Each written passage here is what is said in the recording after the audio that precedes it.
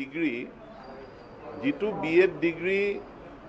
আমাৰ শিক্ষকতা চাকৰিৰ কাৰণে অতি প্ৰয়োজনীয় এই বিএড ডিগ্ৰীটো এটা ডিগ্ৰী কোৰ্চ অন্য বিএ বিএসসি সেই ধৰণৰ ডিগ্ৰী কোৰ্চ কিন্তু আমাৰ যিটো নতুন শিক্ষানীতি আহিছে আৰু নেশ্যনেল কাউন্সিল অফ টিচাৰ এডুকেশ্যনে যি গাইডলাইন দিছে যে ভৱিষ্যতৰ কাৰণে বিএড ডিগ্ৰীটো ইণ্টিগ্ৰেটেড বিএড ডিগ্ৰী হ'ব লাগিব অৰ্থাৎ 4 বছৰীয়া সেইটো বিএ বিএড বা বিকম বিএড বা বিএসসি বিএড এই ধৰণৰ হ'ব লাগিব শিক্ষকতা চাকৰিৰ কাৰণে এতেকে ইণ্টিগ্ৰেটেড বিএড কোৰ্চ আমি আমাৰ মহাবিদ্যালয়সমূহত আৰম্ভ কৰাৰ পৰিকল্পনা ইতিমধ্যে হাতত লৈছে তেওঁলোকে দ্বাদশ শ্ৰেণী পাছ কৰিয়ে ইণ্টিগ্ৰেটেড বিএডত তেওঁলোকে এডমিশ্যন ল'ব পাৰিব আমাৰ যিটো প্ৰশিক্ষিত শিক্ষক সেই নাটনিটো দূৰ কৰাৰ কাৰণে আমাৰ যিখিনি বিএড কলেজ আছে তাৰ উপৰিও আমি ডায়েটসমূহতো ইণ্টিগ্ৰেটেড বিএড কোৰ্চ এতিয়া খুব সোনকালে আমি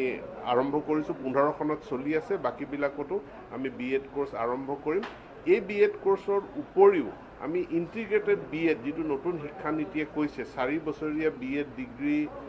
পাঠ্যক্ৰম চলাবৰ কাৰণে বৰ্তমান আমি 68খন মহাবিদ্যালয়ক অনুমোদন জনাইছোঁ আৰু সেই 68খন মহাবিদ্যালয়ৰ লগত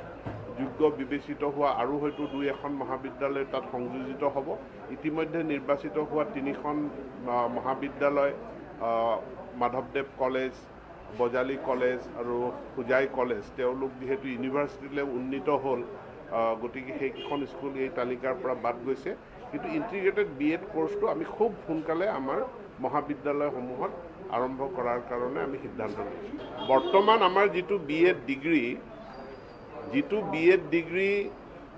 আমাৰ শিক্ষকতা চাকৰিৰ কাৰণে অতি প্ৰয়োজনীয় এই বিএড ডিগ্ৰীটো এটা ডিগ্ৰী কোৰ্চ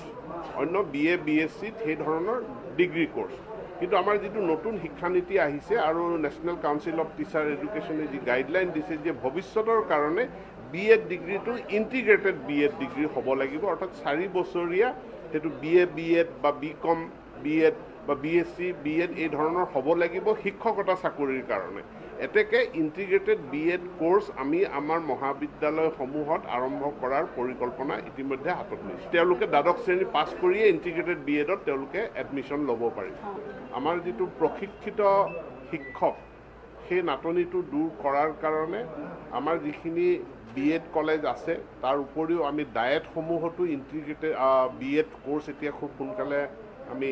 আৰম্ভ কৰিছোঁ 15খনত চলি আছে বাকীবিলাকতো আমি বিএড কোৰ্চ আৰম্ভ কৰিম এই বিএড কোৰ্চৰ উপৰিও আমি ইণ্টিগ্ৰেটেড বিএড যিটো নতুন শিক্ষানীতিয়ে কৈছে 4 বছৰীয়া বিএড ডিগ্ৰী পাঠ্যক্ৰম চলাবৰ কাৰণে বৰ্তমান আমি 68খন মহাবিদ্যালয়ক অনুমোদন জনাইছোঁ আৰু সেই 68খন মহাবিদ্যালয়ৰ লগত যোগ্য বিবেচিত হোৱা আৰু হয়তো 2-এখন মহাবিদ্যালয় তাত সংযোজিত হ'ব ইতিমধ্যে নিৰ্বাচিত হোৱা 3খন মহাবিদ্যালয়